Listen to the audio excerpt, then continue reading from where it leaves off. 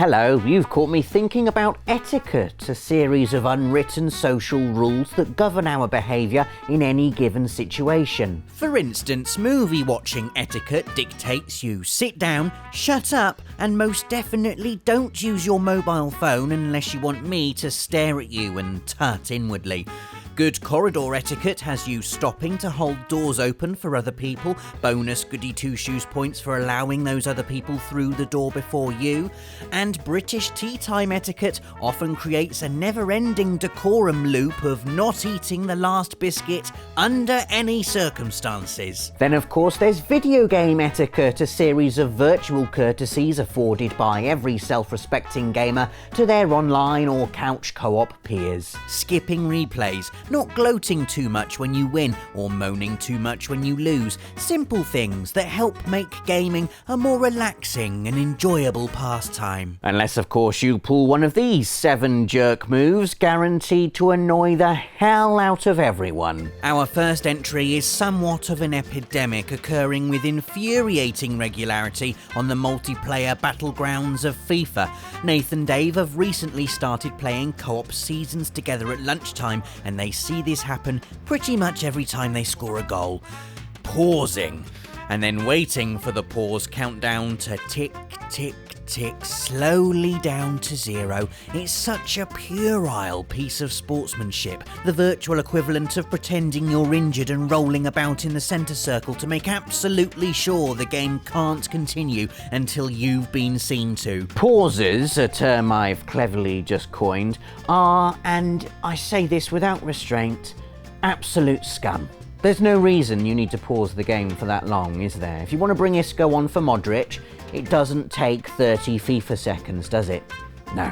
You're just being an appalling loser. And if I'm criticising you for being an appalling loser, there really must be problems. But it's not just that. You can tell what kind of person is on the other end of a FIFA pause. The kind of person who's hoping you'll just quit the game out of impatience. The kind of person who, when they score, will force you to sit through the replay from every angle. The kind of person who knows Ronaldo's every skill move by heart, but has forgotten the command for pass. The kind of person that makes me so mad, even seeing you puts me in a better mood.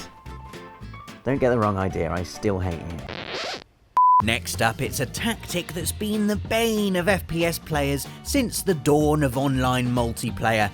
Camping. Oh, is there anything more infuriating? You've just skillfully fought your way to a nice healthy kill streak. You've captured a zone or a flag or a hard point or whatever the latest cool word for MacGuffin is. Basically, you're on a roll, and then pop.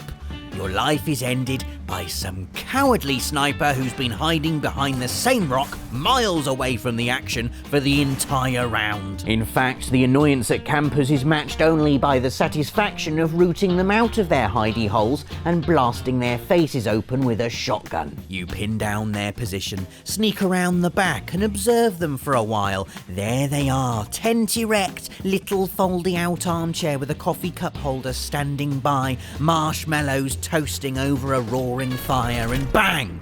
Camping trip over.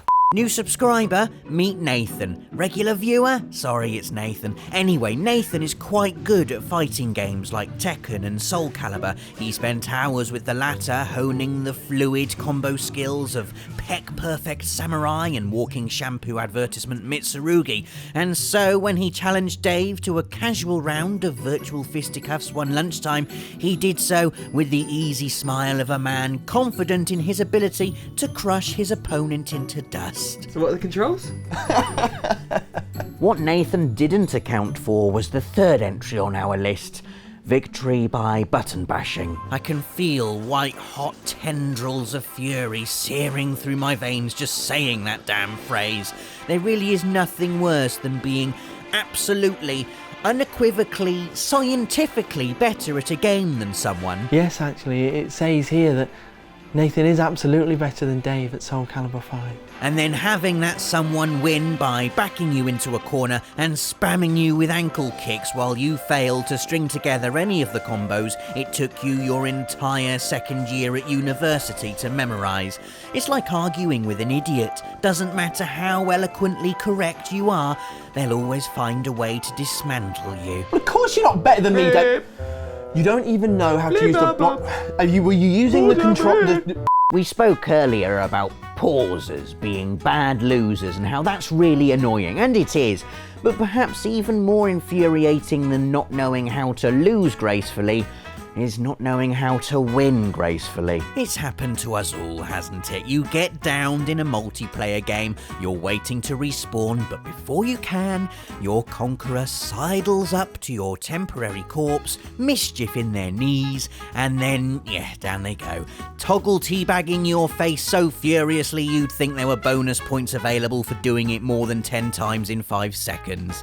At least teabagging has, in my experience, cooled over the last few years, but that's not because we've grown out of it. No, it's because we found new, even more hilarious ways to gloat insufferably. In Destiny, my favourite, the graceless winner's favourite thing to do is dance over their beaten foes, as if the whole thing was no big deal and like they could totally kill you again whenever they want, so they're just going to drop their guard and do the Colton, despite the fact they're in the middle of a super tight game of Control. The first online game I ever played was the original Metal Gear Online that came bundled with Metal Gear Solid 3 Subsistence on PS2, and I remember you could do this weird sideways strafing motion even while crouched, and it made the teabagging particularly hardcore. Dave, I don't know if you want to lie down so we can demonstrate.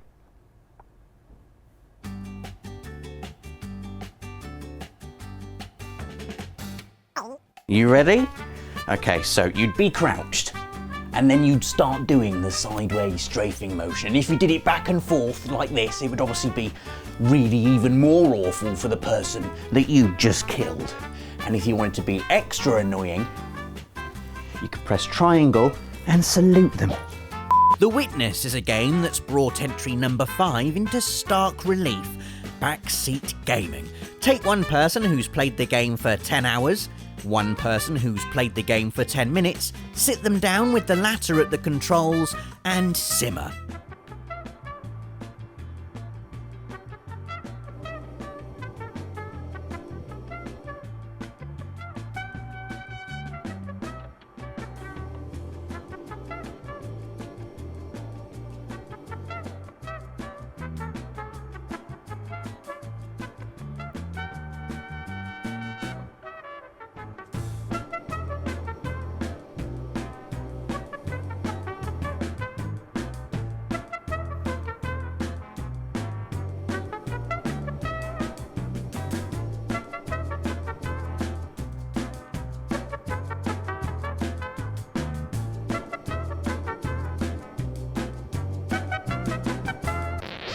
Shut up! Number 6 is trash talking, which is what happens when you either suck bad or win hard against someone whose only riposte is to engage in message warfare, either in-game or on PSN, in an attempt to make you feel bad about yourself. Here are some fine examples of trash talk people have sent my way, totally unprovoked, of course.